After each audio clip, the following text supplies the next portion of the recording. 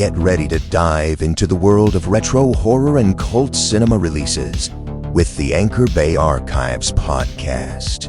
Join hosts Garrett from Born to Be Read and CK from Dead Pit Radio as they dig through the vaults of Anchor Bay Entertainment, uncovering hidden gems, behind-the-scenes stories, and bringing tales from the world of horror, sci-fi, and cult cinema classics. From iconic franchise films to underground favorites, they'll be covering it all with their own unique flair.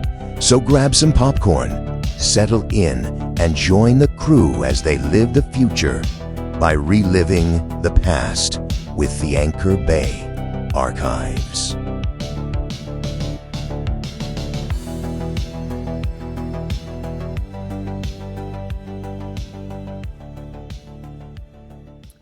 What's going on, everybody? Welcome to the first pilot episode of a brand new podcast, Anchor Bay Archives. I'm your host, Garrett from Born to Be Rad, and joining me is the creepy Kentuckian from Dead Pit Radio. Both of us gigantic fans of Anchor Bay Entertainment.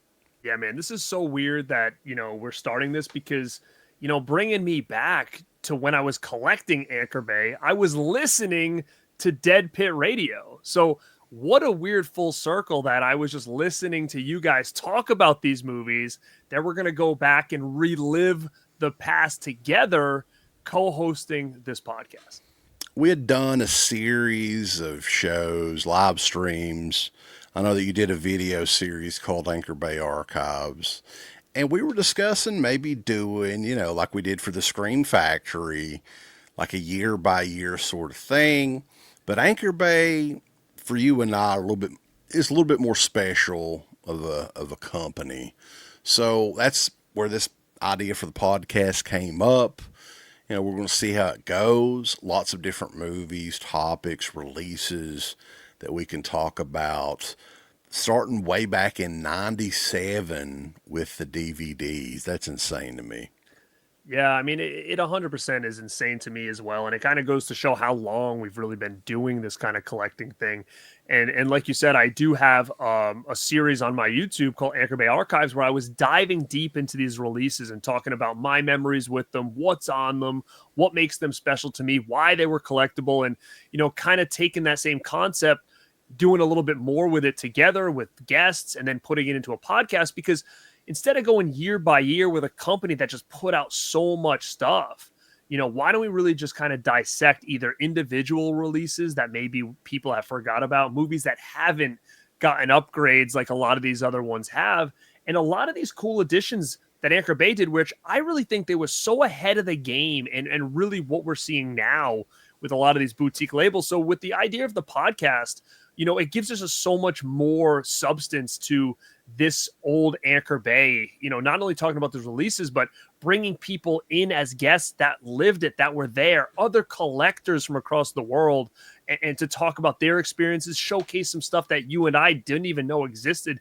There's so much out there that we can talk about. So hopefully people that are current collectors or collectors of the past will listen to the show, and they'll either bring back a lot of memories or get people to open up their brains and be like, wow, I want to go back and find some of these, because, on my channel, I've been talking a lot about horror physical media history and how important some of these additions are to it. And it makes me like to go back in time and start collecting this stuff. This is literally probably the most expensive free podcast you guys are going to get based on what we have to go back and buy to talk about. And it may cost you some money too. You listen and say, oh, I need that. Yeah. Right.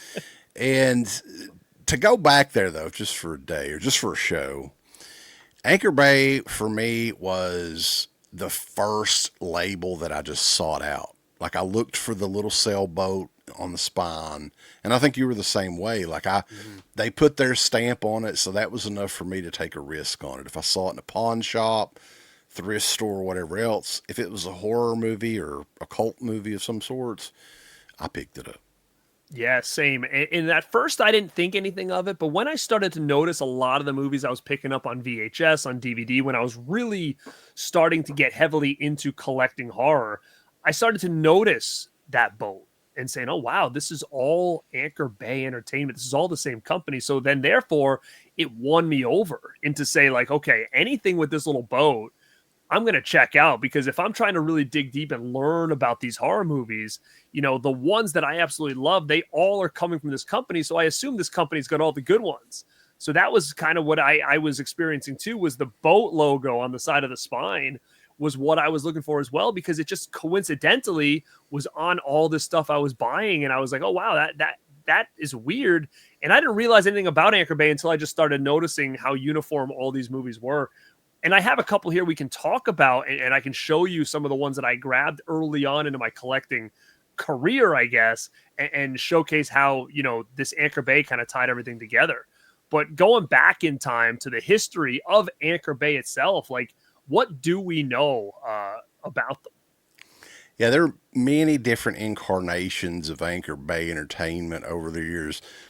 They just relaunched last year again, you know, in a new label, using that name, which I'm glad, you know, because it kind of died a slow, quiet death in 2017. But the first incarnation dates back to 1985, Video Treasures line and Star Maker Entertainment, which was later found in 1988. So these were companies that were doing more or less budget VHS releases. Do you remember those? I do. I mean, the ones that really stand out to me though are like the Texas Chainsaw. What was Media did the nice one with the Leatherface logo? Yeah. It kind of resembled that, but it was like a budget version of that. Like it had that same image on it with Leatherface. And you know, at first when you first see that, you're kind of like, oh, that's kind of a shitty poster compared to the original poster art. But the nostalgia of that image has just been so embedded in my great brain, because that was the VHS tape that I first saw the movie on. So to me, that iconic image that, you know, both Media used and Video Treasures used on their VHS tape, you know, is something that always will stand out with me. And I guess that's the closest Anchor Bay has ever had to touching Texas Chainsaw Massacre going forward, was that Video Treasures release. Probably, yeah. I mean, there's Video Treasures and Star Maker were both around through 1998. So there's a few releases. I know there's a Lady in White release that they did, that even the format on the back of the tape resembled the early Anchor Bay DVDs. So those two companies were around through 1998. But yeah, Anchor Bay Entertainment itself was founded in 1995 and started the DVD production in 1997. How insane is that? It is. I mean, now, were they like straight out the gate when DVD kind of hit? Do you know? I think so. Yeah, I think like other than the mainstream studios, they were the first, like as far as cult films and stuff like that, they were amongst the very first.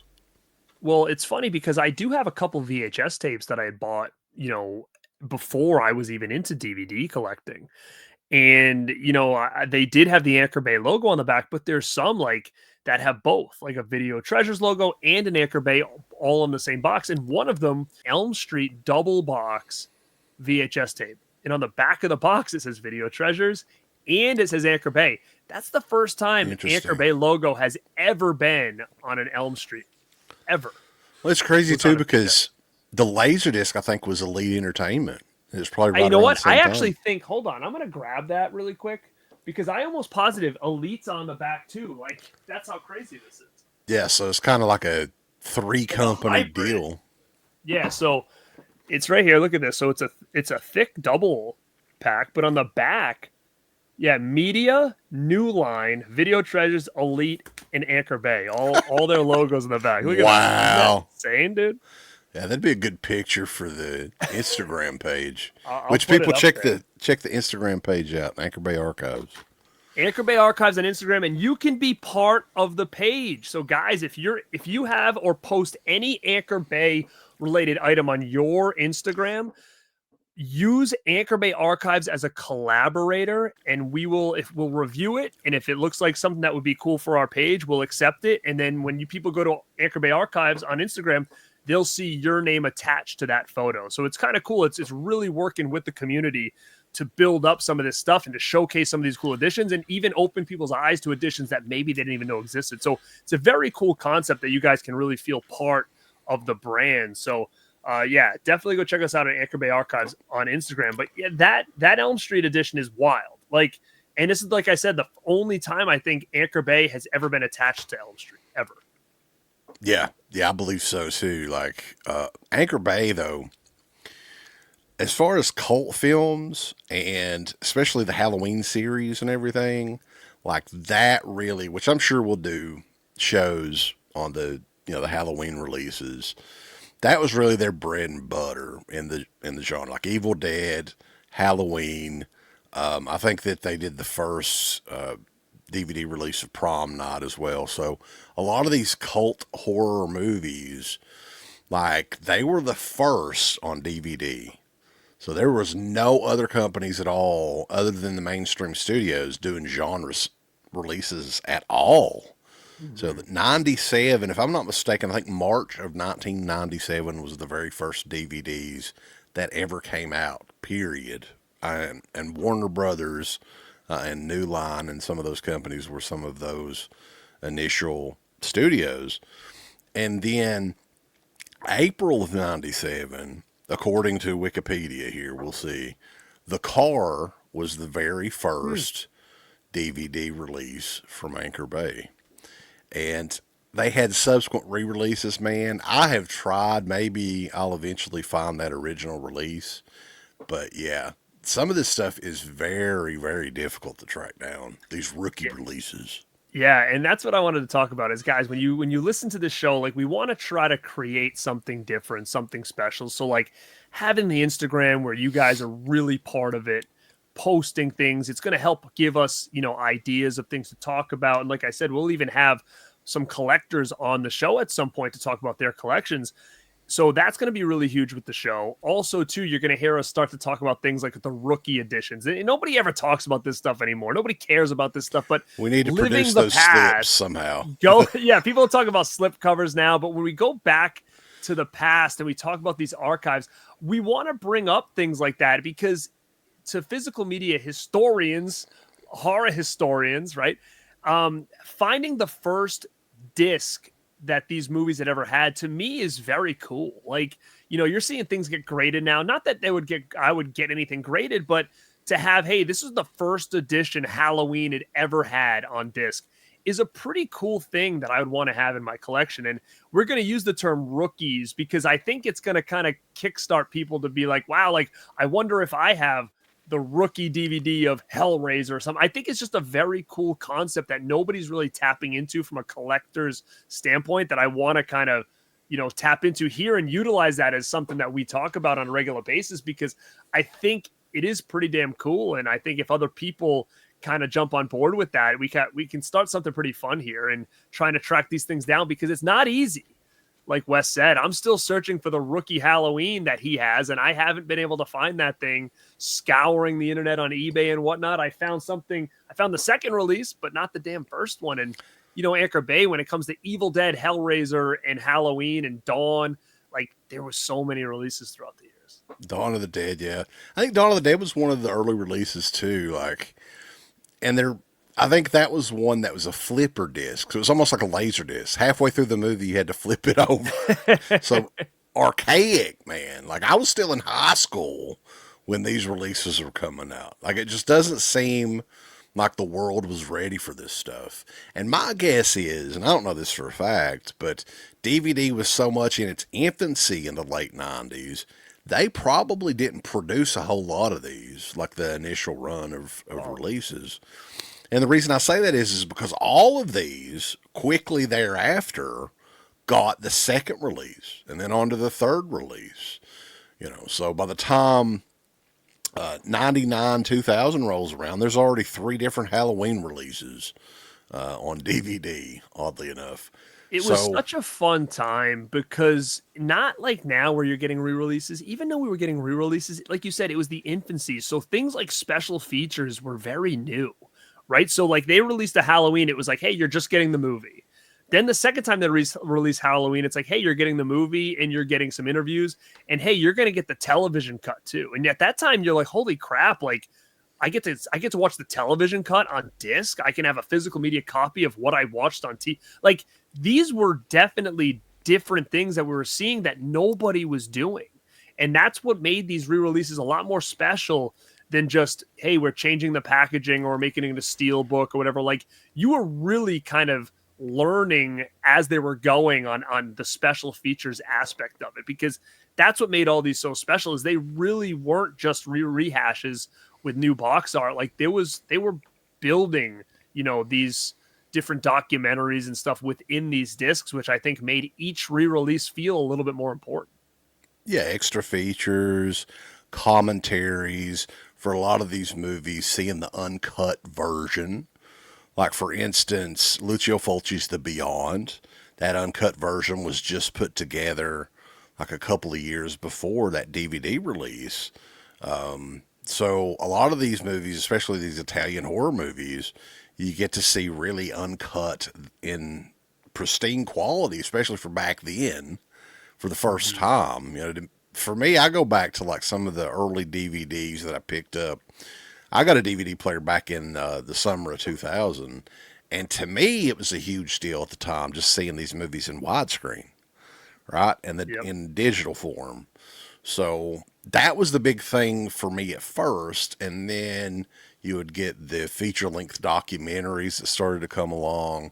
Some of the liner notes that Anchor Bay was kind of infamous for including in pretty much all of their cult releases, and a lot of which Michael Slipcase Felcher wrote, which I'm sure we'll have him on hopefully in a couple of episodes in the future. So just little things here and there that they kind of up their game with each of these releases, and it was just a very special time. And for physical media, you talk about limited editions. Limited editions now max out at what, like 8,000 or whatever it is. Like the biggest ones from Vinegar Syndrome, right? There's like 100,000 copy limited editions from Anchor Bay. But you know what? You look at that and you're like, well, does that good or bad? Like, was it really that limited, or was it like, yeah, it was limited because this is how many people were collecting this shit, right? So, And they numbered the copies too. They don't do that anymore. So they could bullshit and be like, hey, you know, we're making some, they can make as many as they want and you would never be able to keep track. that's how Upper Deck got screwed up with the Ken Griffey Jr. rookie card, is that they saw how much it was selling, so they just kept producing them in like 90, 91. They just kept printing more out, sending them to these card shops, and people were buying them because they're like, this is a hot seller. They don't know how many of these things were made, right? So like then they got in trouble, and it totally deflated the value of that card because they were literally printing that card for years because of how hot it was. Like that's how crazy things like that were, where you got these things and, like you said, they're all numbered. So, as long as you're not getting duplicate numbers anywhere, these are pretty damn legit, which was always a fun thing. And that was always something that when I saw these numbers on something for the first time, really just opened my eyes to more than just, hey, these are just me collecting the movies. It's like, oh my God, like these are me collecting the movies, but there's a collecting aspect to this now. Limited edition. I'd never heard that before, some of these editions. And, if I can showcase a couple like that introduced me to the brand, easily the first one I think I ever bought was probably this Evil Dead VHS tape, this exact one. And, they always had kind of neat artwork on a lot of their stuff too that we weren't really seeing at the time, some overseas artwork and whatnot. But I do a full video on this edition and this edition and the crazy backstory behind these two tapes. If you guys want to go to my page at Born to Be Rad and check out my video talking about these two editions, and I think it's under the playlist Anchor Bay Archives or some kind of like story time type playlist. But there's a crazy backstory I have about these two editions, and this was literally the first time I'd ever seen that boat on the back of these VHS tapes, and this was like 97, 98. I was Do still you in think high it was? school. It was interesting that they didn't put the boat on the side on the spine of the VHSs. Yeah, It's they only didn't on they the didn't back. start doing that until DVD. Yeah, it was very strange. It says horror VHS and it was only on the back. Um, it was very odd. And one of the early editions, and this is actually something I was going to talk about coming up on my channel a little bit more in depth because I have more pieces to it I got to get. But this, I saw this at a store and fell in love with it, and it was this Halloween clamshell. Let me see if this is colored or anything. No, it's just black. But this is the one that came with this. The globe, yeah. You got Michael in here with the snow globe. This thing is worth quite a bit of money if you get it with the case and all this stuff. So this is a pretty damn valuable release. But I didn't know back then. I saw it at like a flea market or some shit or something. And they picked did it up for like $20. Didn't they do like a 2-pack or something? It was orange tapes. I have that well. up there. Yeah, it's like a 2-pack. It comes with orange tapes. Yeah, I think I do a full video on that as well. But yeah, I mean this snow globe set is very sought after. It's limited to, doesn't say, but it says this is number 5,454. So probably maybe 10,000 of those. Yeah, it says it's distributed by Anchor Bay Entertainment underneath, so that's pretty cool. It's got the globe. Those were in Spencer's and I think Suncoast quite a bit back in the day. I remember seeing those. Yeah, I mean the cool thing too is like how they started. They were the ones that started the collectability aspect of it. So not only would they do like little editions like that with, these one-off editions, but, later on, stuff like those tins, which were cool and collectible, and the Book of the Dead editions, which I'm sure we'll probably do a show or two on those down the line. And even like the one-offs like the Day of the Dead Divimax edition, which I always loved the artwork and the way they had that put together and everything. They were one of a kind back then, man. And I think it's a company that's worth revisiting, kind of championing even 25 years later, however long it's been. And I'm excited. I am very excited to get to talk about some of these releases.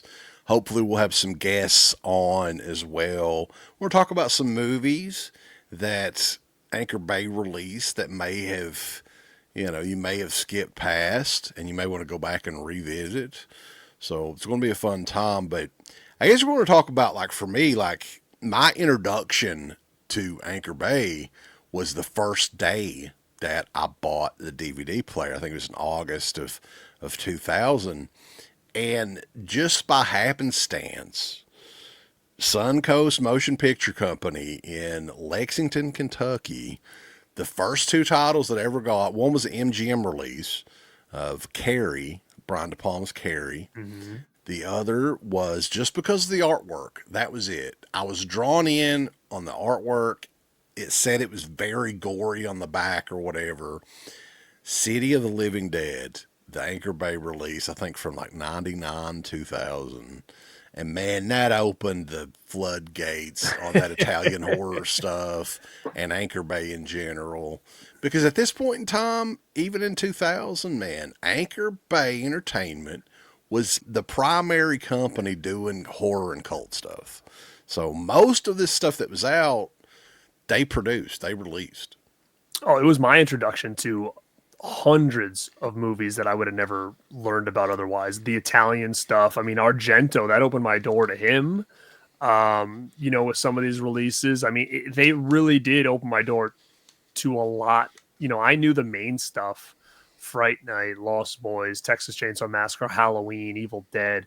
But it opened my eyes to a lot of other things like that. Probably the first time I saw Day of the Dead was on an Anchor Bay DVD, probably.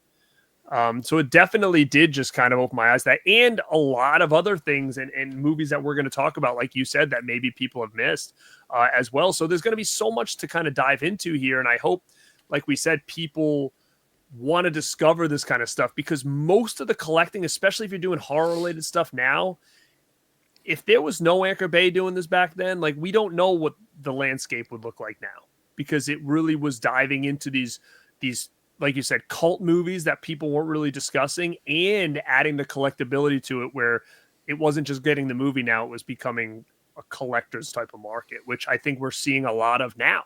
So I think people are going to really like the idea of going back and reliving some of this stuff if they were there or not, because nostalgia is so strong that I think us going back and talking about these things, but also adding personal stories to these, are going to really unlock a lot of memories for people. And I think that's what's going to make this pretty special. So I'm excited too, man. Yeah, it's going to be a fun time. Like I said, some of these episodes, 30 minutes to an hour or so. And it's going to be us really just going back in time and telling stories. And certain circumstances, I'm sure we'll rewatch some of these movies, maybe even review the movie as well, because a lot of this stuff has been re-released, Stream Factory, Kino, Blue Underground, Synapse, whoever else. But there is a lot that have never been re-released since the Anchor Bay DVD. Many valuable ones. I'm sure we'll do episodes on those as well in time. But yeah, it's always fun to go back to me, it was just a more simpler time period, man. Imagine going in Best Buy and strolling through aisle after aisle of horror movies. And that's what it was at one time. You know, a lot of this anchor-based stuff that we're going to be talking about was lined up at Best Buy in alphabetical order in the horror section. I 100% agree. That's where I get a lot of my stuff. I have some stories about that as well as we kind of move into these different shows. But yeah, it was like unlike anything I've ever seen, going through those aisles and seeing, you know, all these horror movies lining the shelves at your local Best Buy. It was just a different experience. And those every Tuesday looking at the little ads and running down there and being like, oh my God, this is coming out, or this is here, or hey, this is on sale, or, you know, it's Halloween, they're doing, you know, 3 for $10 or something, you know, like there was always like these cool sales and stuff that you just go and start piling things in your cart. I mean, it was crazy, man. The deep discount DVD sales they would do a couple of times a year, like 25% off sale. Yeah. So I would have a spreadsheet of stuff. Here's what I want. I'm gonna line it up here with the prices and everything. And yeah, Deep man, Discount I'd go was the hog first wild. place that like I felt did free shipping back in the day. What was it? Deep Discount? Yeah, and that's why I'd always do it, because I think that was like the only place that was free shipping. So like Deep Discount was always my go-to. Yeah, it was like $25 or more was free shipping, I think. Yeah. And Deep Discount is still around now, but it's not the same, of course. But well, especially now when Amazon's like, we'll have it to you tomorrow. You know, Deep Discount's still like you gotta wait like 7 days, 10 days to get. You know, I can remember though, like Day of the Dead 2 Contagion was like $4.88 or something like that forever, and I never bought it. I own it. I don't remember where I got it, but yeah. Some of those bargain releases too, and Day of the Dead 2. That's another one though, and it should never come out again. But that's one that I don't think has gotten a re-release. Bro, a part of me feels like we're gonna see it someday, but I don't know, man. I hope not. There's a few like that too, like Puppet Master versus Demonic Toys was another one. Oh my like God. That. Oh Yeah, my God. we should do a worst of the worst episode at some point. We definitely have to do that. We definitely have to do that for sure. Be a lot of fun for sure. But guys, thank you for hanging out with us, learning a little bit about the history of Anchor Bay, learning a little bit about our history with the company. We'd love for you to tell us yours down below. Again, you can find this on YouTube. You can find this on Spotify. We've already got everything all set up over there. Find us on Instagram. This is just the pilot episode. Let us know, guys, what you want to see when it comes to this Anchor Bay Archive show. We've got a ton of ideas lined up, but anything you guys have that maybe we're not thinking about, definitely excited to hear what you guys have to say. CK, man, thank you for being here with me today. You got anything else to say before we drop this? Just appreciate everybody tuning in and give us some feedback on what you want to see and hear in the future. And we're here, man. We're going to have guests. We'll have some people hopefully involved back in the day. So it's going to be a fun time, man. I'm really, really looking forward to this podcast and show in the future. Yeah, guys. So again, this is the pilot. Thank you so much for checking this out. We are Anchor Bay Archives, where the past is never gone. Thank you, guys.